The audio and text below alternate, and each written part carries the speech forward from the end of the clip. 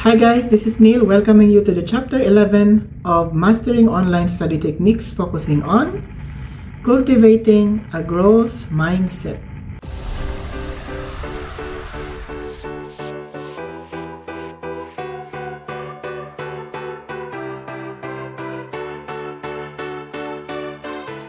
So bago tayo mag-discuss ng 5 things to consider sa chapter na ito, ay i-define ko muna kung ano ang growth mindset. So ni-research ko pa yan, kahit naman alam ko yung meaning, tinignan ko pa rin kasi para sure. So ang sabi dito, a growth mindset is the belief that abilities, intelligence, and talents can be developed through dedication, hard work, and persistence. Yes, it's very true. Kasi ang isang may growth mindset is lahat ng mga attitudes or characteristic ng isang tao is more on na re-relate yan sa isang discipline, sa isang hard work, sa isang dedication ng isang learner, sa initiative ng isang tao na matuto, kung persistence, or ang persistence kasi is ang other word of persistence, patience, ang pagkakalam po is yung patience or determination ba yan, something like that. Yun yung mga bagay na nagre-relate or mga attitude na nagre-relate sa isa't isa para magkaroon ka ng isang growth mindset. So, yun. And another one is dapat meron kang willingness pala yun. Willingness to learn.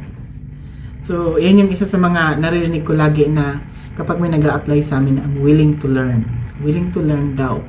Pero hindi nila naintindihan kung ano ba yung willingness to learn na yan. Kasi yung iba, willing to learn pagdating sa actual, sasabihin nila ang hirap pala nito.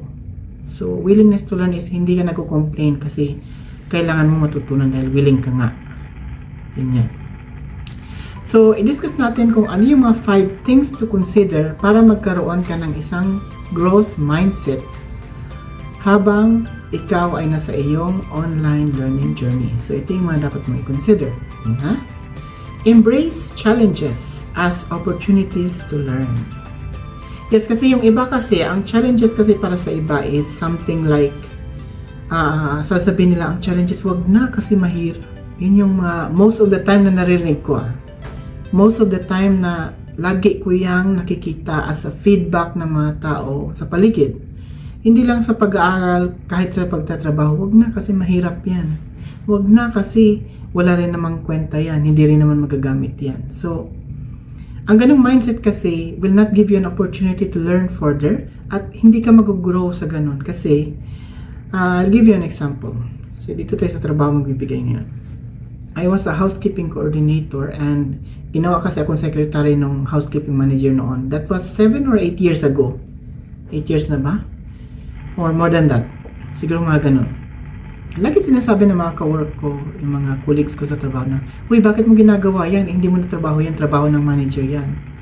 Sabi ko, hindi kasi natin alam, ginagawa ko ito ngayon kahit wala namang additional na bayad o hindi naman ako ganun kataas ang posisyon.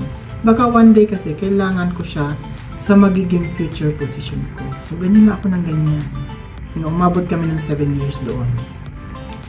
So, after ko ng 7 years sa pagtatrabaho, nagkaroon ako ng ibang opportunity. So, yun yung current position ko. Lahat ng natutunan ko doon sa previous work ko na hindi ko nakuha yung sahod or position na increase ng salary ko naman yan, ng benefits, nandito ngayon sa current na trabaho ko. Nung kailangan ko na siya dito, hindi ko na kailangan pag-aralan kasi alam ko na kung anong gagawin ko. So, yun ang example na meron akong growth mindset. Willing ako matuto kahit hindi ako binabayaran. Willing ako magtrabaho kahit hindi ko pa panahon yan o hindi ako bayad dyan. Kahit tinatawag pa nga ako ng boss ko kahit off ako noon. Pumupunta ako kasi para lang gawin ko yung isang trabaho na hindi kayang gawin ng iba. So dumating ang time na nabigyan ako ng opportunity kaya ako nakapag trabaho na much better. Sa same company pa rin. So yun yung isa sa mga example dyan. Na ini-embrace ko yung challenges as opportunity to learn further, as opportunity baka mag-grow ako one day at kailangan ko yung skills na yon, alam ko na, hindi ko na kailangan pag-aralan, hindi ko na kailangan pahirapan yung sarili ko. So, yun. Pangalawa is, replace negative self-talk with positive, growth-oriented statements. Yes, kasi most of the time, yung mga tao sasabihin yung normally sasabihin nila sa trabaho dito, lagi nga minimension yan, sinasabi, people are always saying, I'm not just good to do this.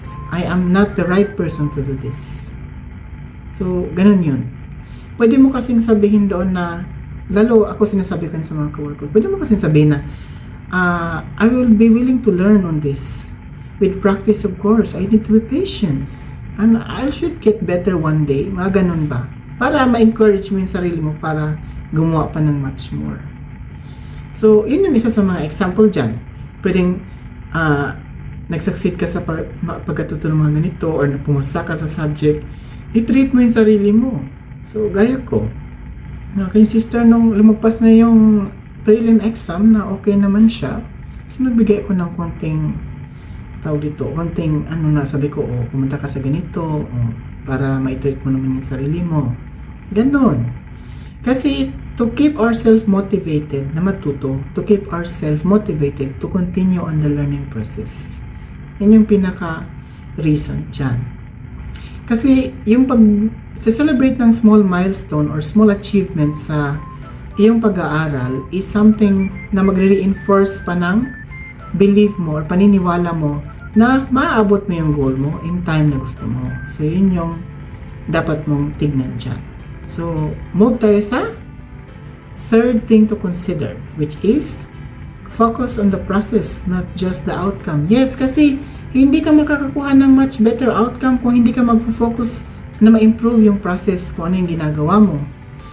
And no one has ever get a very positive outcome nang hindi nag-improve or totally improve yung process na dinaanan niya. So, gaya ko, hindi ako i-improve ng sobra sa buhay kung hindi ako nagpakahirap na i-improve yung process kung ano yung dapat kong gawin, saan ako tutungo, ano yung next na step na gagawin ko, ano yung dapat kong matutunan, ano yung aaralin ko ng sobra-sobra, ano yung aaralin ko ng less, saan ako magpo-focus, saan hindi. Kailangan alam mo yan. Alam mong i-prioritize, alam mong i-lesson or i-set aside as a learner. So, yun yung point ng number 3 na yan. So, dito naman tayo sa number 4, which is seeking feedback and use it constructively. Yes, ang feedback can be positive. Of course, maraming tao na magsasabi, you are so very good in this. Napakagaling mo. Napakahusay mo. May mga tao magsasabi ng ganyan, pero meron din magsasabi ng tao na mayabang ka. Kunwari marami kang alam, wala ka namang alam sa buhay. Marami magsasabi ng ganyan. Huwag ka masasaktan sa ganun kasi normal yan. Lalo kapag may mga inggitero at inggitera kang kasama sa trabaho or mga nakapaligid sa'yo, very normal yan. So, yun yun. Ano sasabihin ko? Ang iba naman is sinasabi yan kasi nambubuli lang sila. Which is part pa din ng buhay yan.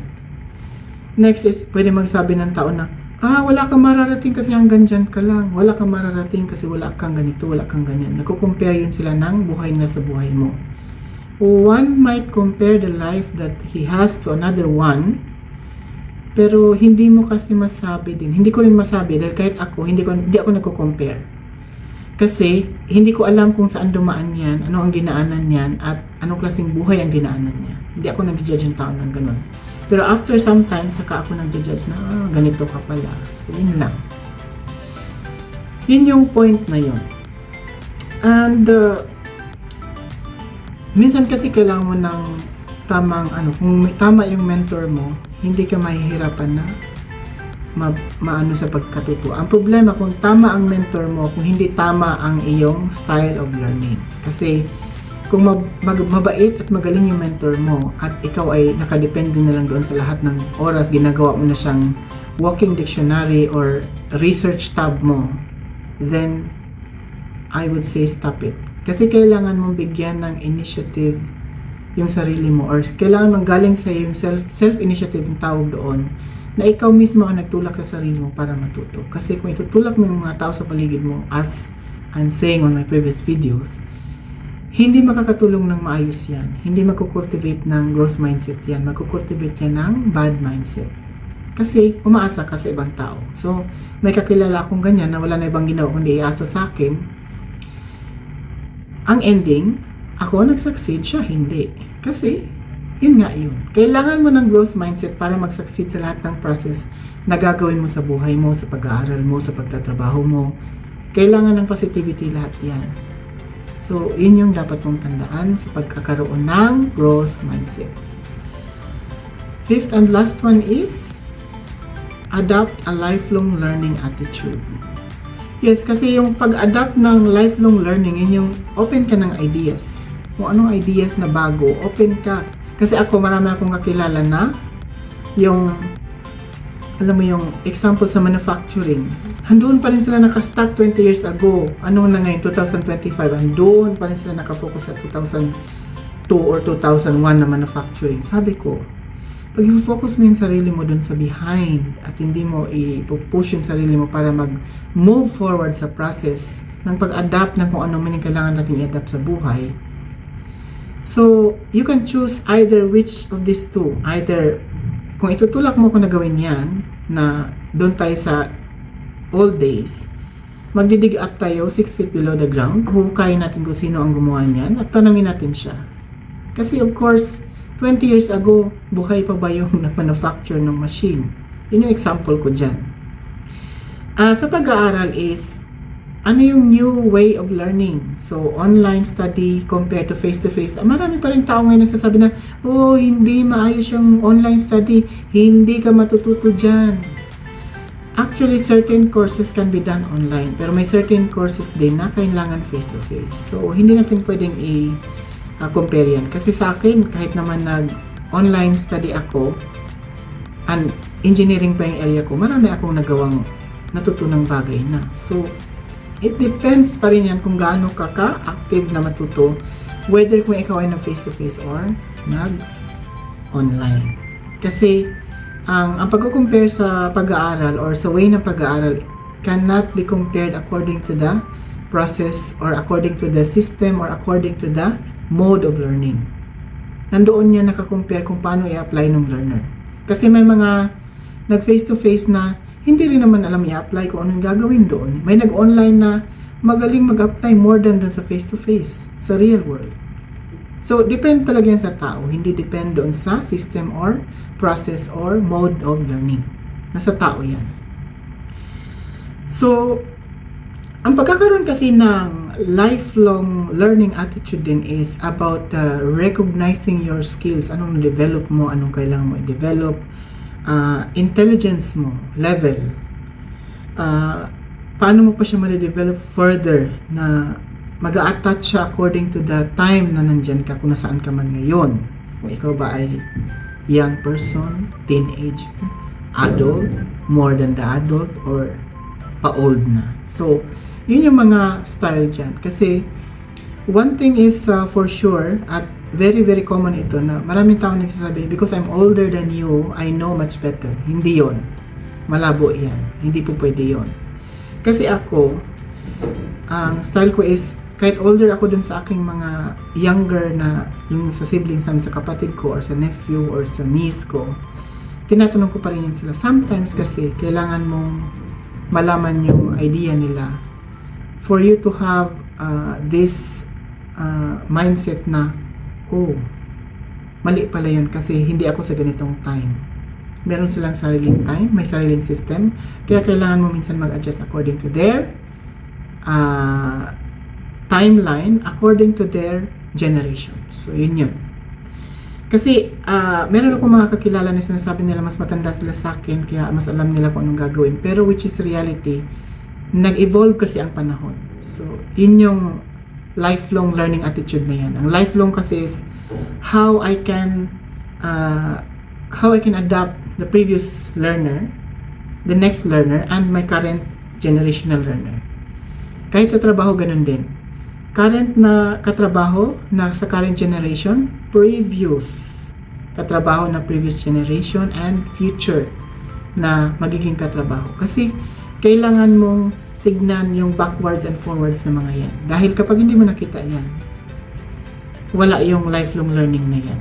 Kumbaga, ano lang yan, self-learning. Hindi na siya ganun. Lifelong learning is about the longer or the long-term process of that attitude na pwede mong i-apply kahit kanino pa man yan or kahit saan pa man yan, anong panahon man yan, or present or past or before man yan. So yun yan. That's the end of this vlog. So please don't forget to ask question and clarification kung meron ka mga dapat na i-clarify sa vlog na ito. Paki-like na rin and please subscribe para maging updated ka sa aking mga next vlog, lalo kung ikaw ay bago pa lang nanonood sa aking channel. Bye!